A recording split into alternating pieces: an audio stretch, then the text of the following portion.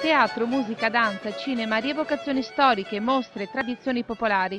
Il macro cartello di eventi culturali per l'estate e l'autunno della provincia di Treviso allarga i suoi orizzonti e all'8ª edizione si sperimenta all'interno di luoghi tradizionali, palcoscenici atipici come piazze, ville e strade. Ad esempio la Gipsoteca di Possagno, dove il Canova rivivrà attraverso la danza contemporanea, o la meravigliosa Filanda di Campocroce, non luogo, come insegna l'antropologo Marc Auger, ma zona di memoria e vita. I primi spettacoli che sono stati fatti qua sono stati fatti proprio assieme al proprietario del luogo, che è Ugo Franco, a ricostruire la storia di questo luogo. In questo spazio dove siamo ci sono delle fosse per terra, se lei vuole, che sono le passeggiate degli zoccoli delle filandere.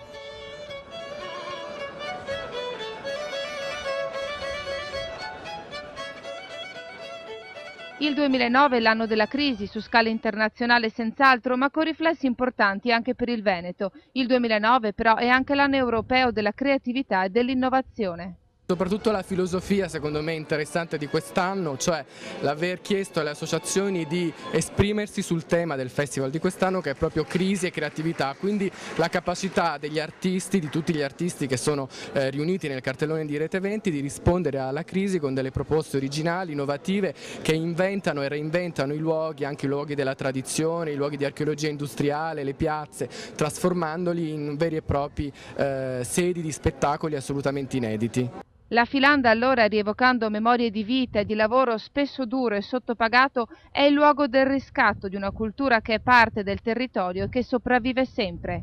La cultura non deve diventare una cosa secondaria al territorio, ma deve essere primaria al territorio. Senza cultura muore tutto, muore la tradizione. Il teatro è una forma di pensiero straordinario. Il primo appuntamento è l'Arlecchino d'Oro, Enrico Bonavera, che presenterà il suo monologo.